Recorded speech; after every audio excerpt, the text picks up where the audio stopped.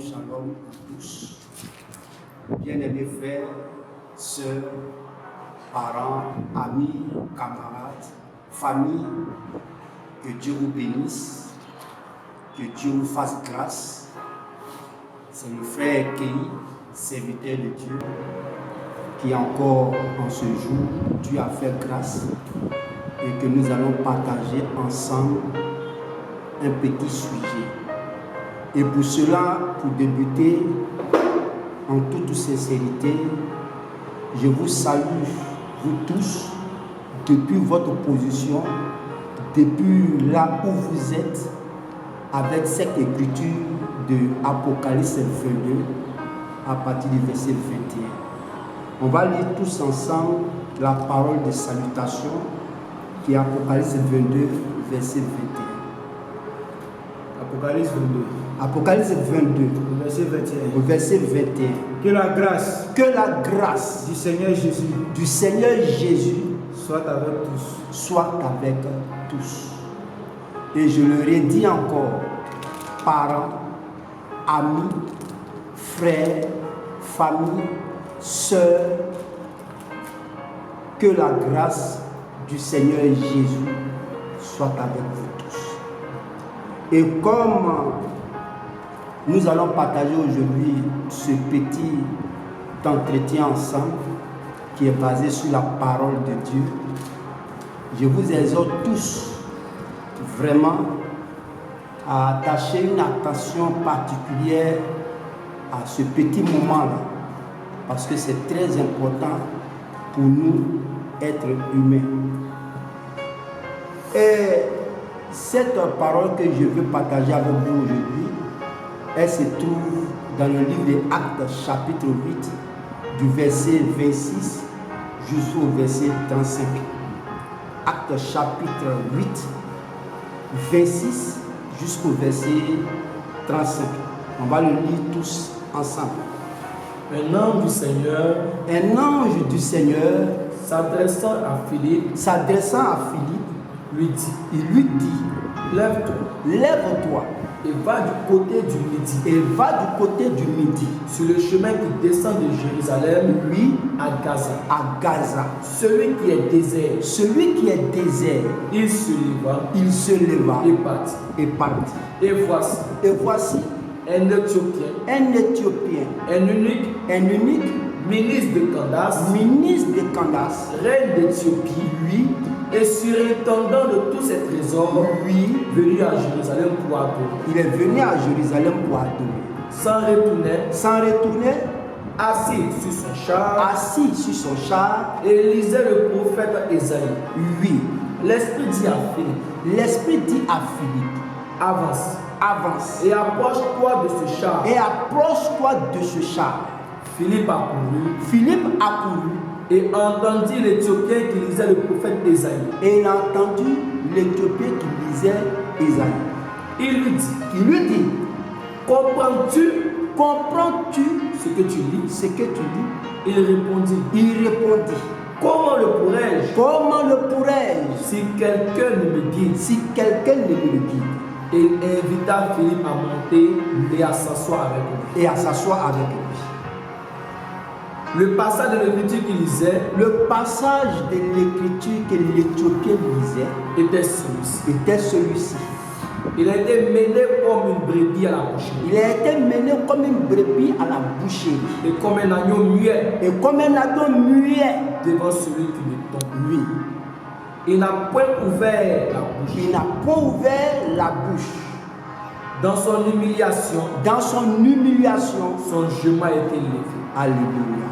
Et sa postérité, qui la dépeindra, car sa vie a été retranchée de la terre. L'eunuque dit à Philippe, je te prie, de qui le prophète parle-t-il ainsi? Est-ce de lui-même ou de quelqu'un d'autre? Alors Philippe, ouvrant la bouche et commençant par ce passage, lui annonça la bonne nouvelle de Jésus. Alléluia. Que la grâce du Seigneur Jésus soit avec vous. Et vous voyez, si nous nous rappelons bien, dans l'entretien passé, nous avons parlé d'un sujet, partagé un sujet avec vous, et ce sujet était que le livre que l'homme doit lire, quel est le livre que l'homme doit lire? Et nous avons vu effectivement que le livre que l'homme doit lire, c'est la Bible. Le seul livre digne de foi, qui dit vrai d'un bout à l'autre, que l'homme doit lire, est la Bible. Et nous avons vu cela. Mais on va faire un briefing un peu dessus et vous allez comprendre. Allons à Ésaïe chapitre 34, verset 16. En Ésaïe chapitre 34, verset 16. On va lire Ésaïe 34, verset 16. Au verset 16. Au verset 16 d'Ésaïe 34. Oui. Consultez le livre de l'Éternel. Vous voyez, consultez le livre de l'Éternel. Et lisez. Et lisez. Aucun d'eux ne fera défaut. Ni l'un, ni l'un, ni l'autre, ni l'autre ne manqueront. Car sa bouche l'a ordonné. Sa bouche l'a ordonné. C'est son esprit qui les rassemblera. C'est son esprit qui les rassemblera. Alléluia. Dans notre entretien, nous avons vu qu'il y a un livre que l'homme doit lire. Un livre qui est digne de foi dans la chrétienté ou même ailleurs. Un livre que l'homme doit lire pour connaître qui est Dieu, pour connaître qui est Jésus, pour connaître le plan révélé de Dieu, pour connaître le salut. Il y a un seul livre qui est digne de foi et qui nous conduit dans les intimités de Dieu. C'est la Bible. Et Ésaïe nous dit à son chapitre 34, verset 16, que consulter le livre de l'Éternel. Ce n'est rien d'autre que la Bible que l'homme doit consulter. Et la Bible, du début jusqu'à la fin, nous instruit sur beaucoup de choses. L'origine de la création, l'origine des premiers hommes, l'origine de tout ce qu'il y a eu au commencement, jusqu'à ce que le temps débouche dans l'éternité. La Bible est le seul livre qui nous donne le plan complet de Dieu.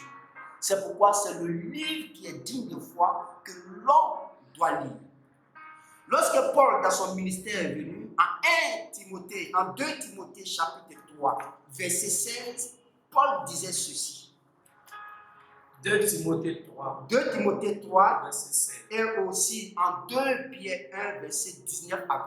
Vas-y. Toute écriture, Paul nous disait que toute écriture est inspirée de Dieu. Est inspirée de Dieu. Et utile pour enseigner. Utile pour enseigner. Pour convaincre. Pour convaincre. Pour corriger. Pour corriger. Pour instruire. Pour instruire. Dans la justice. Dans la justice. Vous voyez, toute écriture, de Genèse jusqu'au livre de l'Apocalypse, toute écriture est inspirée de Dieu. Ce sont ces mêmes écritures-là que l'on prend pour enseigner. Ce sont ces mêmes écritures-là qui convainquent l'homme, qui instruisent l'homme dans la justice de Dieu. Paul nous a clairement dit que toute écriture, que ce soit Genèse 1, Genèse 2, Genèse 3, tous les livres, eux tous sont inspirés de Dieu. Et aucun d'eux ne fera défaut. Écoutons ce que Pierre nous disait dans son épître. En 2 Pierre chapitre 1, 19 à 20. Vas-y. 2 Pierre 1, au verset 19. Et nous tenons. D'autant plus certaine. La parole prophétique. La parole prophétique. À laquelle vous faites bien de prêter votre attention. Oui. Comme à une lampe. Qui brille dans un lieu obscur. Jusqu'à ce que. Le jour vienne à apparaître. Et que. Le toit du matin se lève. Oui. Dans vos cœurs. Sachez d'abord vous-même. Aucune prophétie de l'écriture. Ne peut être un objet d'interprétation particulière. Car ce n'est pas par une volonté d'homme. Qu'une prophétie a jamais été apportée. Mais c'est poussé par le Saint-Esprit c'est poussé par le Saint-Esprit que des hommes ont parlaient de la part de Dieu. Alléluia. C'est poussé par le Saint-Esprit, qui est l'Esprit de Dieu, qui est l'Esprit de Christ. C'est poussé par cet esprit-là que les gens ont parlé, écrit de la part de Dieu. Et c'est ce qui est vrai. C'est pourquoi tout croyant croit réellement que la parole de Dieu, c'est la Bible. La Bible est la parole de Dieu. En Romains chapitre 15, à partir du verset 4, Paul nous disait aussi quelque chose là-bas. Paul disait quelque chose. En Romains 15, verset 4. Or, tout ce qui a été écrit d'avance, Vous voyez, tout ce qui a été écrit, tout ce que nous tenons dans notre main, en tant que la Bible, a été écrit d'avance. l'a été pour notre instruction. Donc la Bible est pour notre instruction biblique. La Bible nous conduit dans les intimités de Dieu. La Bible nous révèle qui est Dieu, qui est Jésus, son plan de salut. La Bible nous révèle tout. Et les Écritures sont l'absolu de Dieu. Et c'est ce que nous avons montré le dimanche surpassé.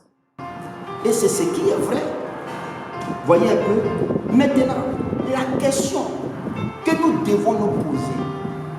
Nous savons, pour ceux qui savent maintenant, que le seul livre digne de foi, digne d'être cru, et qui est la parole de Dieu, qui est le livre de Dieu, tous ceux qui croient maintenant, la question est posée. Comprends-tu ce que tu lis dans la Bible? Est-ce que tu comprends ce que tu lis dans la Bible? Les Écritures, l'ensemble de toutes les Écritures dans la Bible forment la Bible.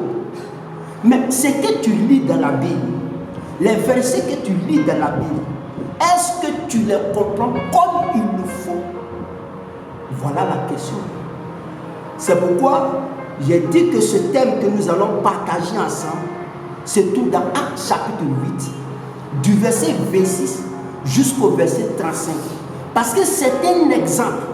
L'Éthiopien dit ceci au verset 26 à 29 de Actes 8. L'Éthiopien pose la question. Ou Philippe pose la question à l'Éthiopien. L'Éthiopien, ce que tu lis là, est-ce que tu comprends? Parce que ce que l'Éthiopien lit, c'est une écriture qui est inscrite dans la Bible. Bien vrai, elle est inscrite dans la Bible, mais lui-même reconnaît qu'il ne sait pas de quoi il s'agit, malgré que c'est écrit.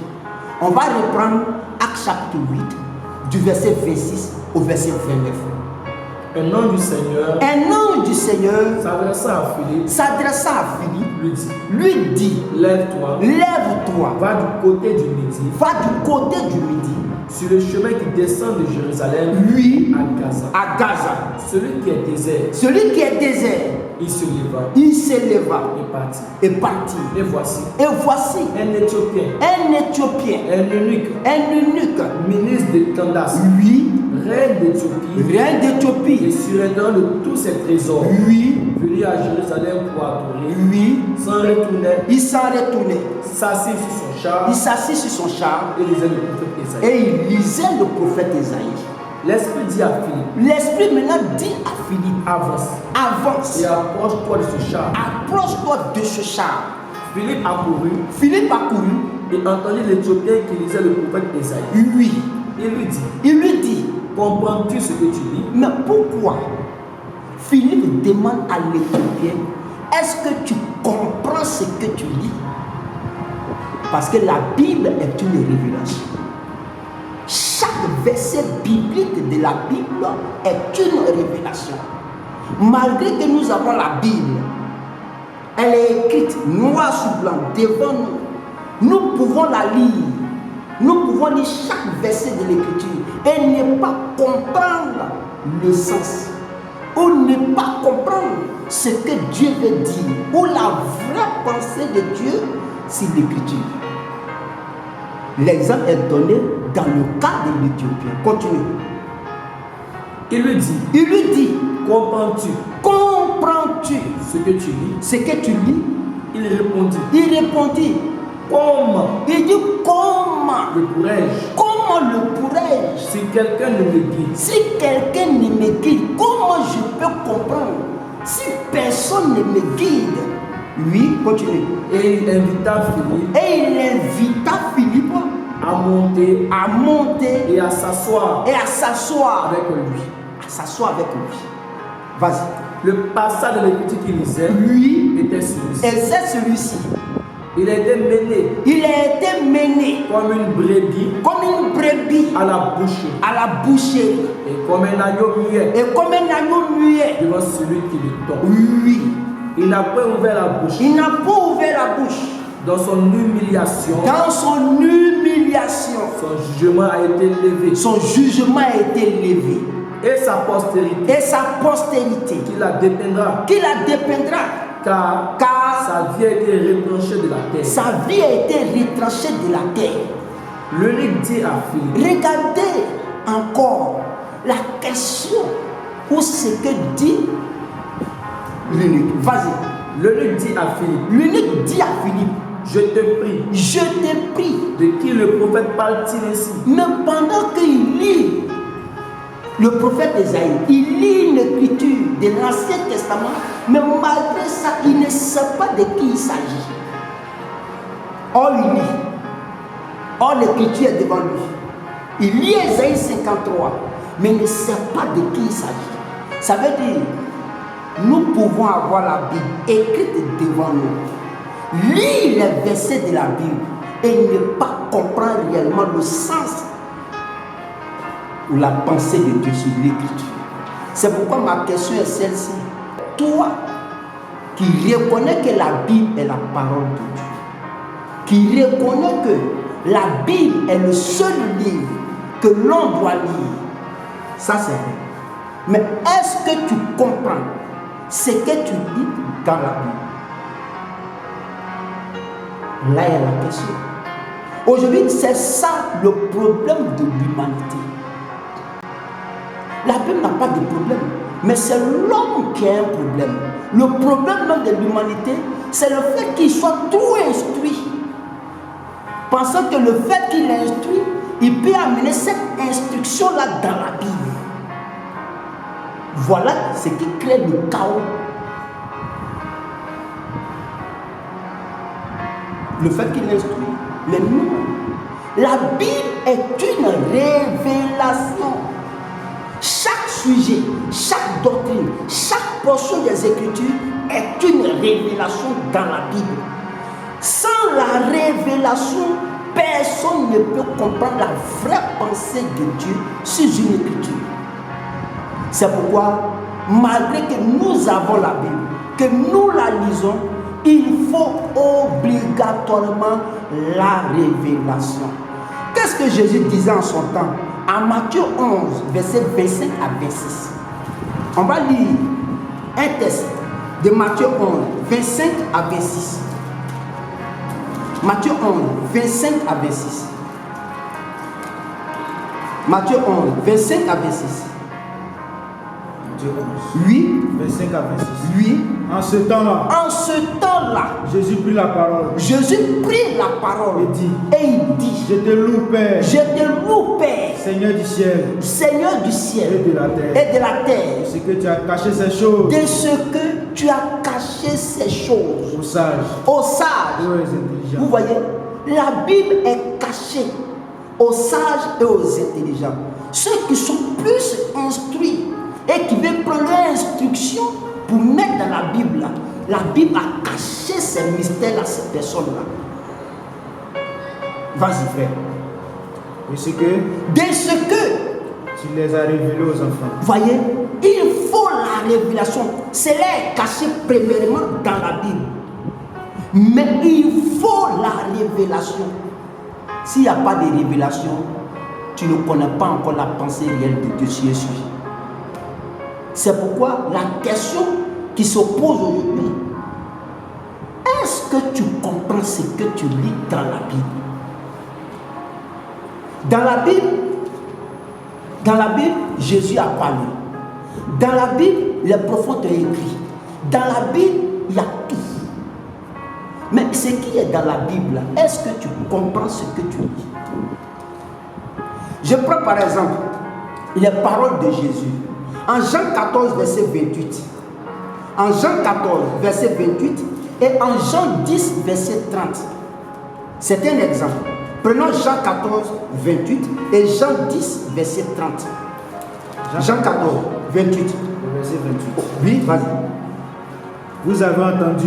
Vous avez entendu Que je vous ai dit. que je vous ai dit. Je m'en vais. Je m'en vais. Et je reviens vers vous. Et je reviens vers vous. Si vous m'aimiez, Si vous m'aimez, vous vous réjouirez de ce que je vais au Père. vous allez vous réjouir du fait que je m'en vais au Père. Car le Père est plus grand que moi. Le Père est plus grand que moi. Et maintenant, je vous ai dit ces choses. Alléluia. Ici, Jésus parle et il dit, le Père est plus grand que moi. Et ça se trouve dans la Bible. On retourne encore en Jean 10, verset 30. Moi et le Père, nous sommes un. Voyez, en Jean 14, 28, Jésus dit, le Père est plus grand que lui. En Jean 10, verset 30, il dit, lui et le Père, nous sommes un. Regardez là. Voulez-vous me dire que Jésus se contredit dans ses paroles? En réalité, ce que Jésus a dit, il faut avoir obligatoirement la révélation. Alléluia. On va continuer encore. En Apocalypse chapitre 14. Apocalypse 14. 9 à 11. Apocalypse 14. 9 à 11. Apocalypse 14. 9 à 11. Et un autre, un troisième ange les suivit. En disant d'une voix forte. Si quelqu'un adore la bête. Et son image. Et reçoit une marque. Sur son front. Ou sur sa main. Il boira lui aussi. Il va boire lui aussi. Du vin de la fureur de Dieu. Regardez d'abord.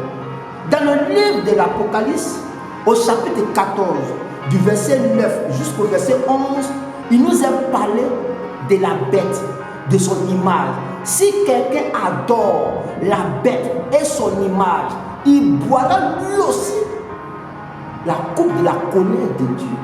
Mais voilà que c'est écrit. C'est mentionné dans la Bible, noir sur blanc. Mais qu'est-ce que la bête? Qu'est-ce que son image? Là encore, on ne peut pas prendre l'intellect pour comprendre ce qui est là.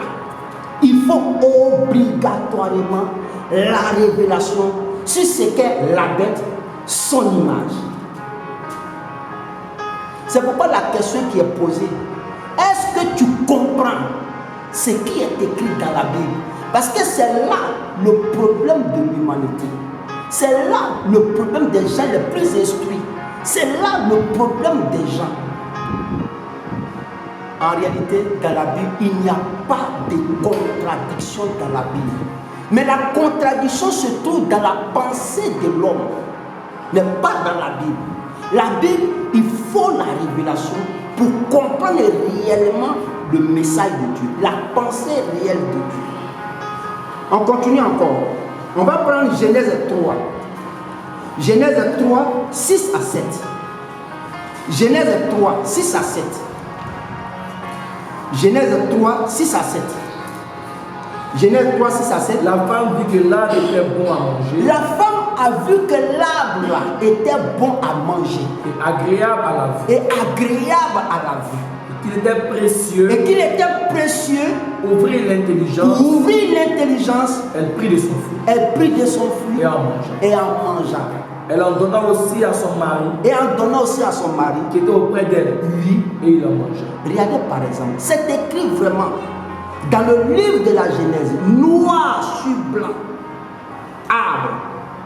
La femme a mangé l'arbre, il est parlé de fruits. Il est aussi dit que la femme aussi a donné à son mari et son mari a mangé. C'est écrit noir sur blanc. Mais est-ce que là, on peut prendre notre intellect pour comprendre ça? C'est écrit. Nous avons la Bible, qui est le livre de l'Éternel qu'il faut consulter. C'est vrai. Nous consultons la Bible. Mais ce qui est écrit a besoin de révélation. Tant qu'il n'y a pas de révélation, vous allez lire la Bible pendant 100 ans. Vous ne comprenez jamais de quoi la Bible parle, malgré que c'est écrit noir sur blanc.